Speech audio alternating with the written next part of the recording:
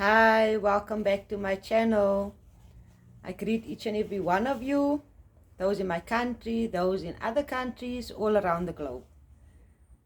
Welcome back, and thank you so much for sharing this interest of what we discuss here on Real Talk, Real Life at Vugasiswe. As always, I greet my president also, Mr. Cyril Ramaphosa, who's probably very busy right now to prepare for his speech for tonight, which I'm sure we all are anticipating. Yeah, like I said, it's a very controversial issue, but somebody has to do it.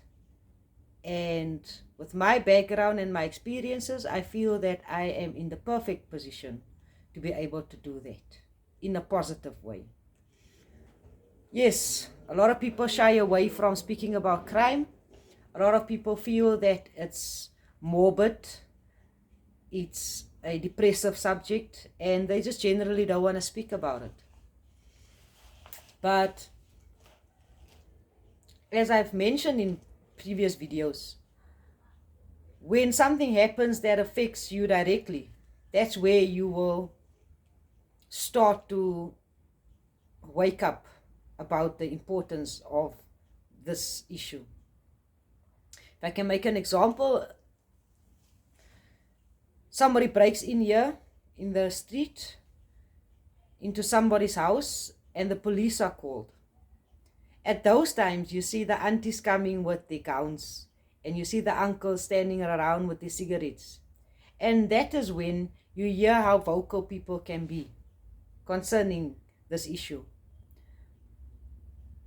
How high our crime rate is, how criminals are the scum of the earth, and how the government is doing nothing about the situation. And then as soon as that situation is finished, when the police have gone and everything has died down, so does the interest in this issue. And people go back to their lives and they just carry on until the next crime or the next issue for them to complain about. If I can mention our current situation in South Africa with regards to Eskom. Eskom being our main power supply. They are supplying South Africans with electricity. We all know that there is a huge problem. There is a huge problem with Eskom. With all the power cuts that we have been experiencing, we know that there is large and huge scale corruption going on in high places, behind closed doors, in boardrooms that we as normal citizens do not necessarily know about or are informed about.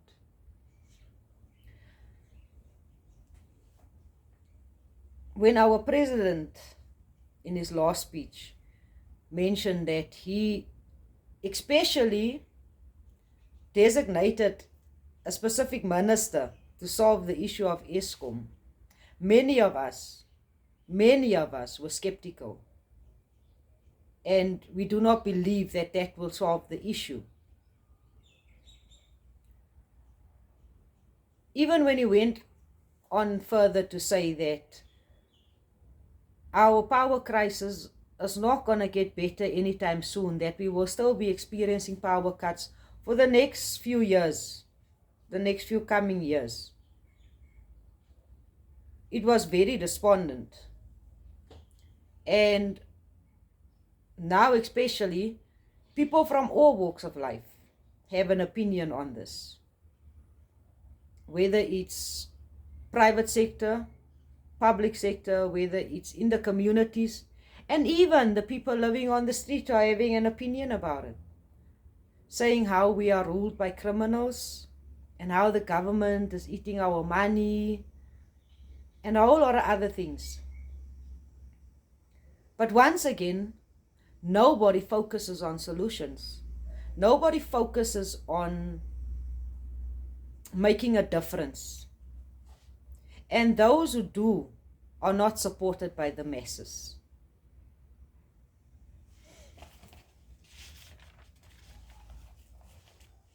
There are so many other issues surrounding Eskom that we can focus on. Like for instance, we can change our focus and start asking questions about renewable energy. What is renewable energy? And how can I play a part? How can I support these organizations? How can this become a reality in our country? But we don't do that. What we do is we point fingers and we judge and we complain. If the burglar had a stable job and a stable income and a place that he could call home, he would not have a reason to go and break into other people's houses. But as it is in South Africa, there's no jobs available even for normal citizens. With the housing, it's even worse. People are waiting in line for more than 20 years just to get a house, a RDP house from government. Their children were still in diapers, wearing nappies the time they went to apply for a house. Those children now had already left school. They are in college or university.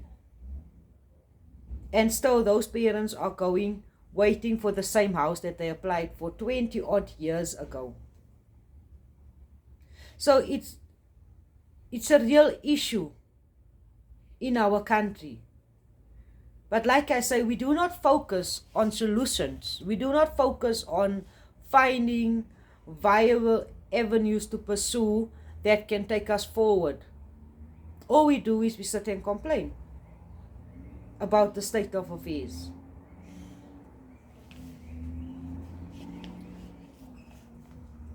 Even now, with elections coming up, we need to be vigilant about who we vote for.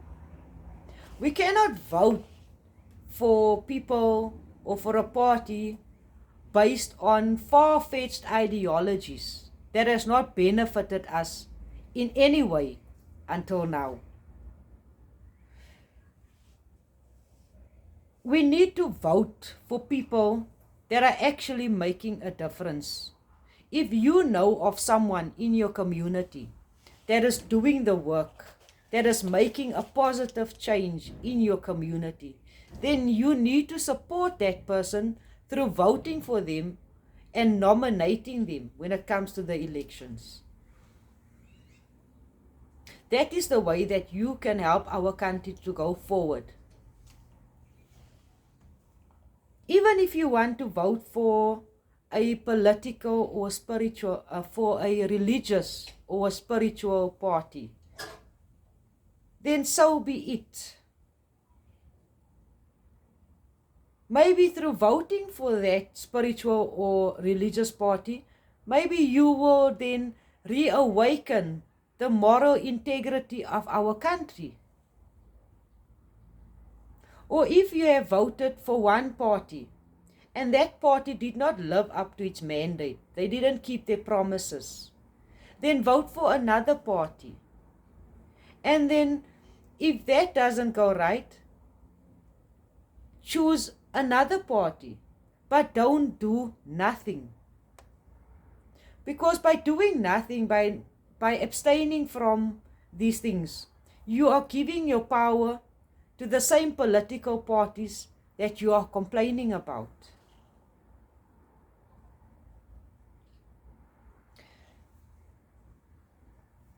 A lot of religious people, a lot of spiritual people, they have this belief.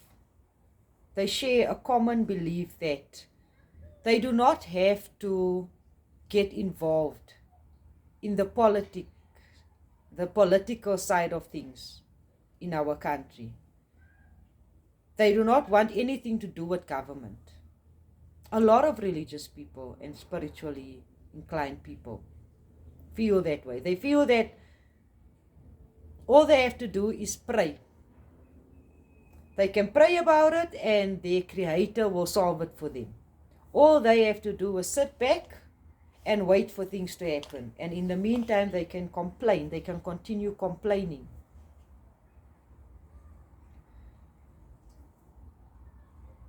A lot of them believe that we are living in the end times. They feel that to do anything about the situation is irrelevant because the world is coming to an end anyway. But on that point, let me take you back a little bit in time. As far back as scriptures go, which is thousands and thousands of years ago, our forefathers, they believed the exact same thing. They held the same belief that soon the world is coming to an end. Their lives has ended. Other generations has come and gone, believing the same thing, that the world is coming to an end now, soon. Even as close as the year 2000, which was now the other day. In the year 2000, people believed that the world is coming to an end. Some people, they spent years of savings. They spent it in a few hours, a few days, believing that they need to enjoy their life before it all ends. Others had elaborate goodbyes to their families and loved ones. And some even went as far as climbing onto rooftops waiting for aliens to invade our planet. Because of soothsayers and so-called prophets that predict the end of our world. Good people, nobody can predict time in its entirety. Nobody knows which day or which hour will be their last on this earth. Nobody knows the exact minute or second that they will breathe their last breath.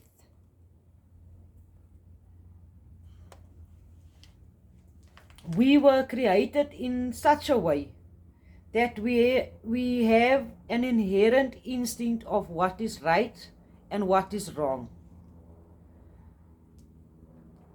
No matter how far we evolve, no matter how far, we all have the natural instinct to survive. So with that said, as we need to survive, as a human race, we need to survive. We have that instinct to survive. If somebody takes your head and put it into water, your natural instinct is to get out of the water so that you can breathe. You want life. Likewise, it is a natural instinct for us as a race to be led by someone. It is a natural instinct. When we go to church, there's a preacher that preaches for us. When we go to a mosque, there's an imam that teaches us. When we go to a temple, there are monks and gurus and Buddhas whose examples we follow. Even in nature amongst the animals, there is a natural submission to a strong and capable leadership. Yes, our leaders are not who we would want them to be today. They maybe don't even come close to what we would want in a leader. But it's up to us and our active involvement to can change that.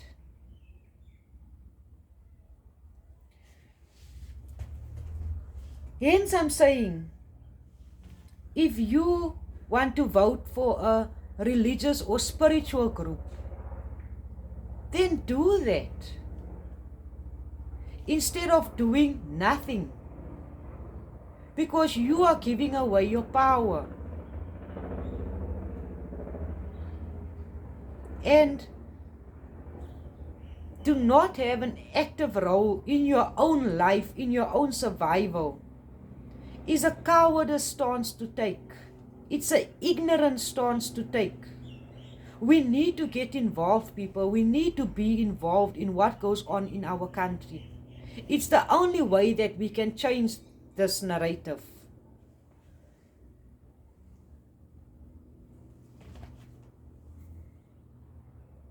As I've stated in previous videos, the purpose or the reason for me creating this channel is to tackle this issue of crime by its roots, to shed light on it, to inform people about it, to garner an interest in the communities, in society around this issue, so that we can find viable solutions, means of going forward in this, in a way that will benefit all of us.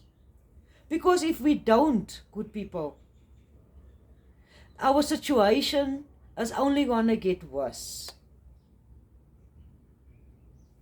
By procrastinating and waiting for things to get better, we are indirectly playing a part in the downfall of our country.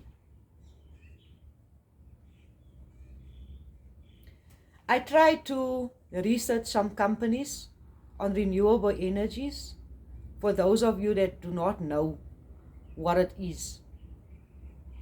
But unfortunately, it's not something that's available to ordinary citizens. These companies mainly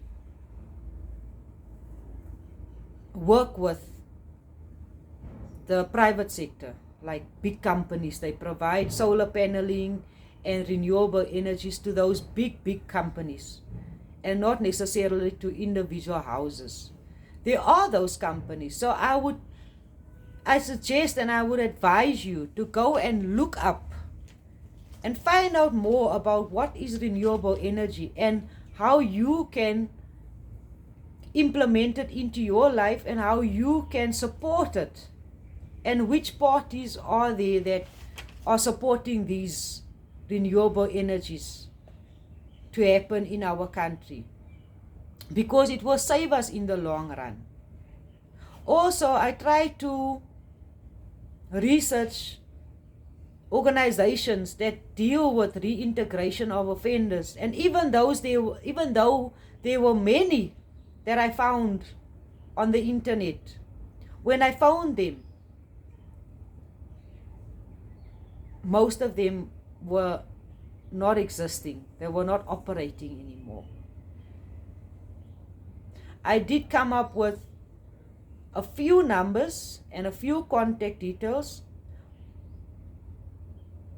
but I will leave it for a later date, another video perhaps, where I will share those informations with you, so that you can contact those people for loved ones or friends that you know of that are struggling coming from jail, that can contact those people. But in the meantime, you can also look it up on the web and see what is available for ex-offenders. There are not a lot, but I know if you keep knocking, somewhere a door will open. 99 will be closed, but the 100th one will open. And there is hope. Do not give up. If you are struggling, and if you want to make a positive change in your life and in society and in our country, do not give up. I encourage you. Breakthrough will come. Success will come, but it will only come with hard work, with being persistent and not giving up. I thank you so much for taking the time to listen to me and for showing an interest, as I said. It really means a lot, And I ask you please to like and subscribe to my channel, but most importantly, please share my video so that the right person can see it, and it will definitely make a difference somewhere. I thank you so much, and do take care. God bless.